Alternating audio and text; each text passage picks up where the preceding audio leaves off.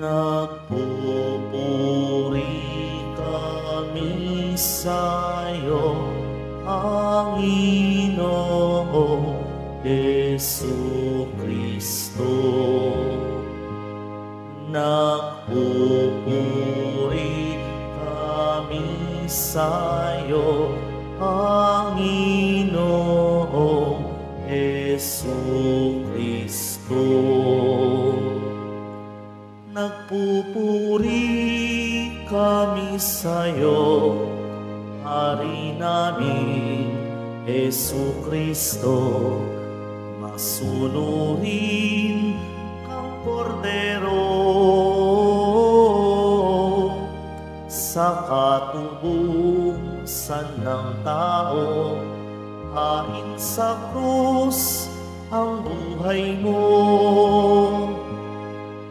Nagpupuri kami sa'yo, Panginoong Jesucristo.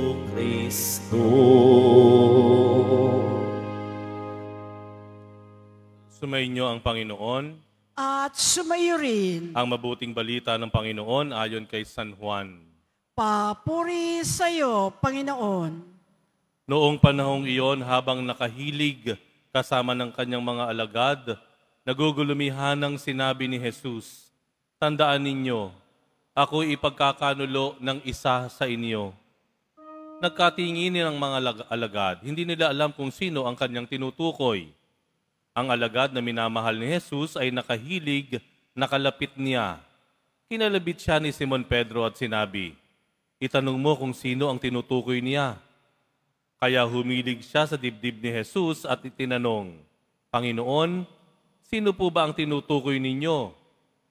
Sumagot si Jesus, "Ang ipagsasawsaw ko ng tinapay, siya na nga." At nang maisawsaw ang tinapay, ibinigay na ito kay Judas na anak ni Simon Iscariote. Nang matanggap na ni Judas ang tinapay, si Satanas ay pumasok sa kanya. Sinabi ni Jesus, "Gawin mo na ang gagawin mo." Ngunit isa man sa mga kasalo niya ay walang nakaalam kung bakit niya sinabi ito, sapagkat si Judas ang nag-iingat ng kanilang salapi. Inakala nilang pinabibili siya ni Jesus ng kakailanganin sa pista o kaya'y pinapaglilimos sa mga dukha. Nang makain na ni Judas ang tinapay, siya ay umalis na. Gabi na noon. Pagkaalis ni Judas ay sinabi ni Jesus, "Ngayon ay mahahayag na ang karangalan ng anak ng tao at mahahayag din ang karangalan ng Diyos sa pamamagitan niya. At kung mahayag na ang karangalan ng Diyos, ang Diyos naman ang maghahayag ng karangalan ng anak at gagawin niya ito agad. Mga anak, kaunting panahon na lamang ninyo akong makakasama.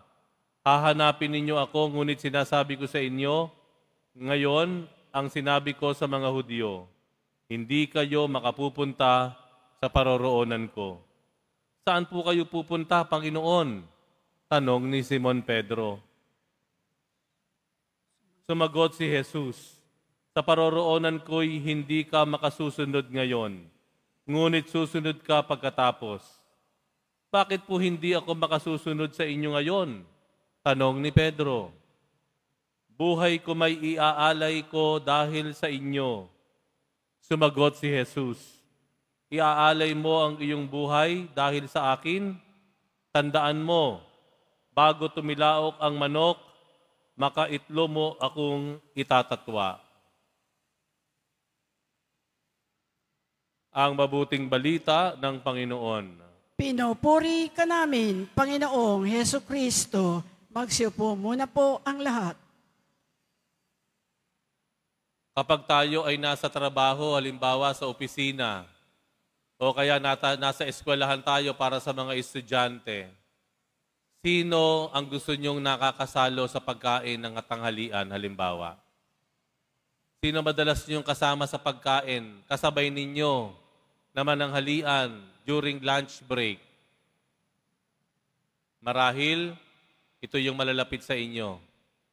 Barkada ninyo, BFF ninyo, tropa ninyo, mga taong malalapit sa inyo.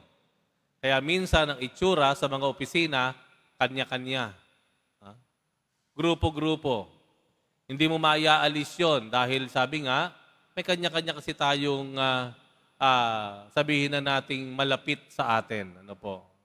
Pero may mga katangian yung mga nakakasalo natin. Halimbawa, bas gusto natin makasalo yung mga tao na palagay natin ay kilala tayo.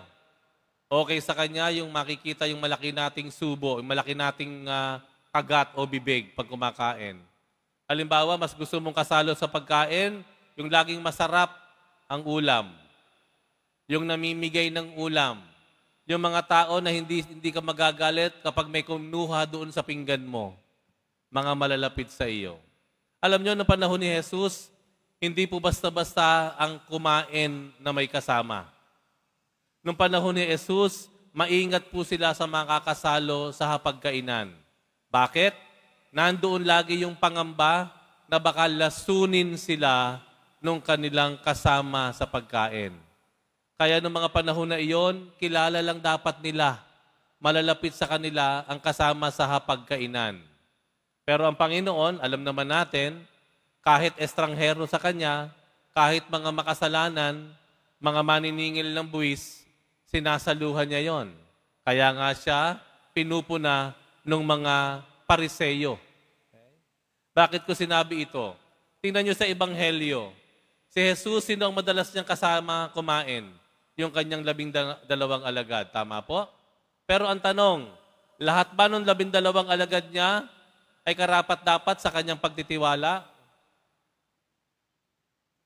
Maaaring iniisip nyo si Judas Iscariote at hindi po kayo nagkakamali.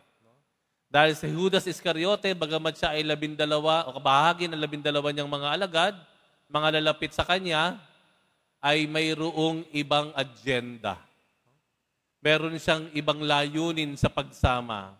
At hindi siya pinaalis ng Panginoon, nakasalo niya kahit alam ng Panginoon na mayroong masamang plano si Judas Iscariote. Ang Panginoon, kaya niyang sumalo sa kahit kanino. Ano ibig sabihin po nito, mga kapatid? Ibig sabihin po nito, kahit sino ka man, nagtitiwala ang Diyos sa iyo. Kahit sino ka pa man, nakikita ng Diyos ang kabutihan mo. Yun nga lang, minsan, may mga maririnig tayo, paminsan-minsan, ayoko magsimba, makasalanan ako.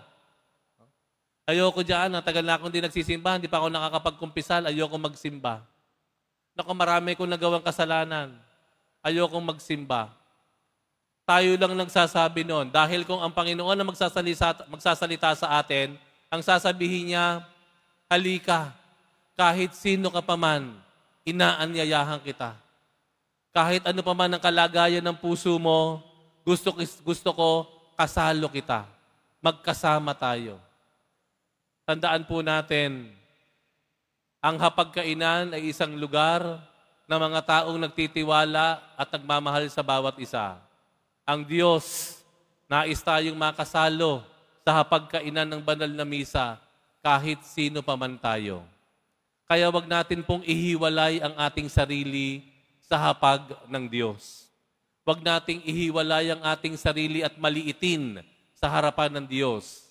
Dahil kahit sino pa man tayo ay pinakikisamahan ng Diyos na ayon sa kanyang pagmamahal, tayo ay pinagkakatiwalaan niya.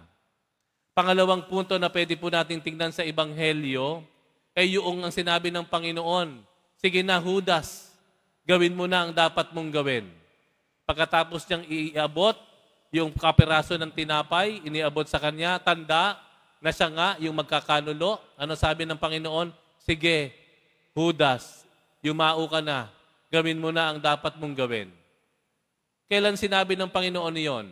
Nung sinasabi sa Ebanghelyo nang pumasok si Satanas sa puso ni Judas. Nang pumasok si Satanas sa puso ni Judas. Ano po ibig sabihin nito? Ibig sabihin po nito, kung may nagpapasama naman man sa atin, ito ay hindi natin sariling kagagawan. ito ay kagagawan ng kalaban, ng kaaway ng Diyos. Ang ama ng kasinungalingan, ang demonyo, ang Satanas. Nakikita ng Panginoon sa atin kung ano, kung sino tayo at kung sino hindi tayo. Nakikita ng Panginoon kung ano ang nagpapasama sa atin. Hindi tayo kinamumuhian ng Diyos dahil makasalanan tayo. Ang kinamumuhian ng Diyos ay yung may kagagawan ng ating pagkamasama. Hindi tayo pinaalis ng Diyos, hindi tayo kinasusuklaman ng Diyos kung tayo man ay masama. Kung marami tayong ginagawang kalokohan sa buhay, nandadaya tayo, nanloloko tayo, nananakit tayo, matigas ang ating ulo, masungit tayo, palaaway tayo, marami na tayo nasaktan, hindi ka kamumuhian ng Diyos. Kahit ganyan pa man ang pagkakalarawan mo sa sarili mo. Dahil ang ayaw ng Diyos, ang kinamumuhian ng Diyos, ay yung may gawa ng pagiging masama mo. Yung mayroong kagagawan kung ano ang nangyayari sa iyo. Ang Diyos, mahal niya ang makasalanan. Ang ayaw ng Diyos ay yung kasalanan. God loves the sinners, but He hates the sins. At ang may kagagawa nito. Ganyan po tayo itinuturing ng Panginoon. Ngayong Semana Santa, babalikan po natin yung maraming mga yugto at pangyayari sa buhay ni Jesus. Makikita niyo po maraming kontrabida sa buhay ni Jesus. Maraming mga nawalan ng utang na loob sa Panginoong Jesus. Itinatwa siya, no? Iniwan siya sa ere. Pero tandaan po natin, sa buhay natin may mga kontrabida rin na ganyan. Pero ang paalala ng Panginoon, huwag mong kamuhian ng iyong kapwa dahil siya ay kontrabida sa buhay mo. Ang kamuhian mo ay yung gumagawa at may kagagawan ng pagiging masama ng taong iyon. Mahalin natin ang bawat isa, pare-pareho tayong makasalanan. Pero tandaan natin, ang ayaw ng Diyos ay yung kasalanan na bumabalot sa atin. At tayo, mahal at tinatanggap tayo palagi ng Diyos.